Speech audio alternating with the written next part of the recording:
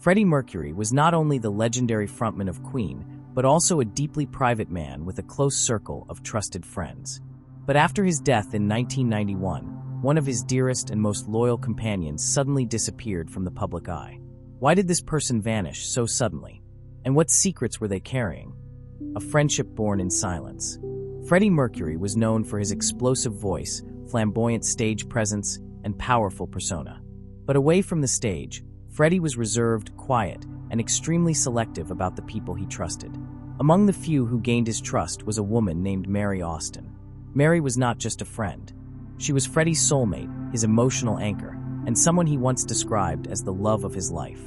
They met in the early 1970s when both were still young and struggling in London. Freddie was just starting with Queen, and Mary worked at a clothing store.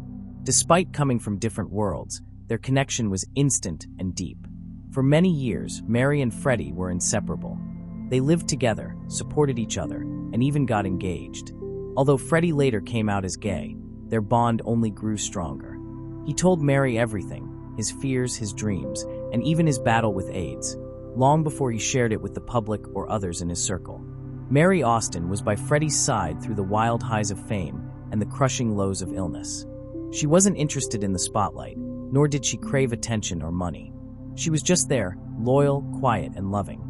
The unseen side of Freddie's world.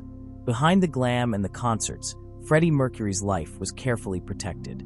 He trusted only a handful of people with his true self, and Mary Austin was at the center of that trust. She wasn't just a witness to his personal life, she was part of it. Freddie once said, "All my lovers asked me why they couldn't replace Mary, but it's simply impossible." That statement showed how unique their relationship was. Even when he was in romantic relationships with men, it was Mary who remained the constant in his life. He dedicated songs to her, bought her a home, and made sure she always had a place in his world. Freddie called her his common-law wife. Even after their romantic relationship ended, they shared a deep emotional and spiritual bond that went beyond traditional labels. As his illness progressed, Freddie leaned on Mary more than ever. She managed his medications, protected his privacy, and kept his spirits up in the darkest times. She was not just a friend, she became his caregiver, his protector, and his family. When Freddie passed away, he left her more than just memories. He left her the majority of his estate, including his beloved Garden Lodge mansion in Kensington. This decision shocked many people in his circle and led to tension, especially with some band members and friends. But to Freddie, it was simple. Mary was the one who had been there when no one else was. Garden Lodge in Kensington was more than just a mansion.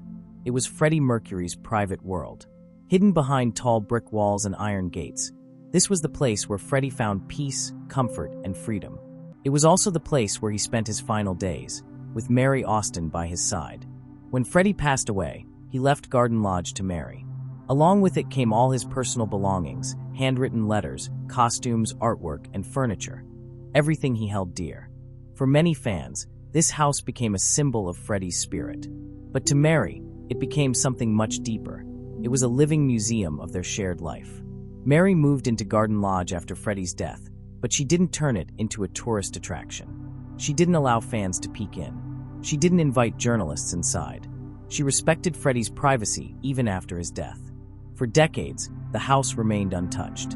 It was like a frozen memory. Time had stopped inside those walls. Mary later described living there as both a gift and a burden. She felt like she was living with ghosts. Every room reminded her of Freddie. Every object held a memory. She once said, "I lost somebody who I thought was my eternal love. When he died, I felt like a widow."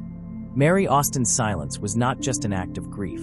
It was a symbol of devotion. She had made a promise to Freddie Mercury, and she intended to keep it no matter the cost. While millions mourned the loss of a rock legend, Mary was mourning the man behind the music. Her loss was personal, private, and consuming. After Freddie's death, media and fans alike became increasingly curious about Mary.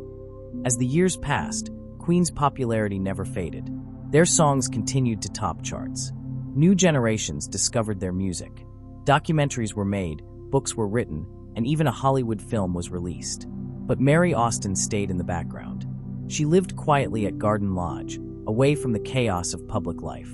Occasionally, she was spotted running errands or walking through Kensington, but she never sought attention. Some fans were disappointed. They wanted to hear more about the man they loved, from the one person who knew him best. But Mary had made her choice long ago. Even when the movie Bohemian Rhapsody was released in 2018 and Mary was portrayed on screen, she did not come forward to talk about it. She gave her blessings to the production, but remained private. Her silence became even more powerful than words.